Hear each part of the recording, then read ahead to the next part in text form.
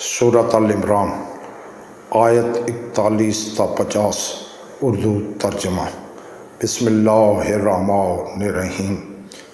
انہوں نے کہا کہ پروردگار میرے لیے قبولیت دعا کی کوئی علامت قرار دے دے۔ ارشاد ہوا کہ تم 3 دن تک اشاروں کے علاوہ بات نہ کر سکو گے اور خدا کا ذکر کثرت سے کرتے رہنا اور صبح و شام اس کی تسبیح کرتے رہنا۔ اور اس وقت کو یاد کرو جب ملائکہ نے مریم کو آواز دی کہ خدا نے تمہیں چن لیا ہے اور پاکیزہ بنا دیا ہے اور عالمین کی عورتوں میں منتخب قرار دے دیا ہے۔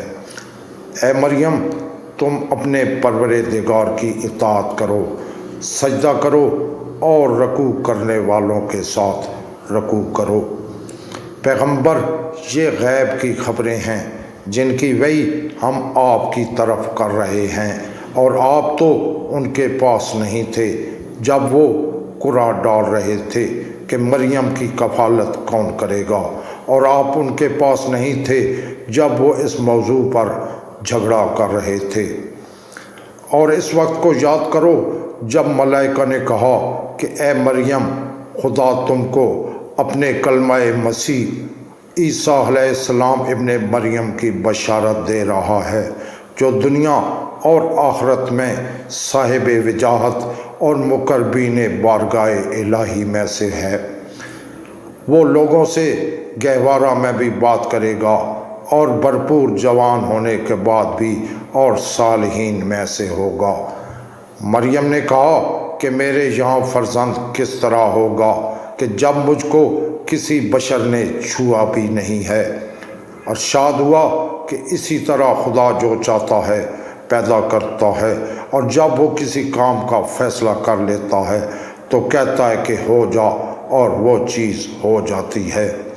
اور خدا اس فرزند کو کتاب و حکمت اور توریت و انجیل کی تعلیم دے گا، اور اسے بنی اسرائیل کی طرف رسول بنائے گا، اور وہ ان سے کہے گا کہ میں تمہارے پاس تمہارے پروردگار کی طرف سے نشانی لے کر آیا ہوں کہ میں تمہارے لیے مٹی سے پرندہ کی شکل بناؤں گا، اور اس میں کچھ دم کر دوں گا تو وہ حکم خدا سے پرندہ بن جائے گا، اور میں پیدائشی اندھے اور مبروز کا علاج کروں گا، اور حکم خدا سے مردوں کو زندہ کروں گا، اور تمہیں اس بات کی خبر دوں گا کہ تم کیا کھاتے ہو اور کیا گھر میں ذخیرہ کرتے ہو۔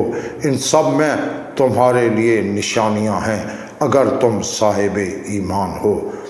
اور میں اپنے پہلے کی کتاب توریت کی تصدیق کرنے والا ہوں، اور میں بعض ان چیزوں کو حلال قرار دوں گا جو تم پر حرام تھیں، اور تمہارے پروردگار کی طرف سے نشانی لے کر آیا ہوں، لہٰذا اس سے ڈرو اور میری اطاعت کرو۔ آمین۔ صدق اللہ العظیم۔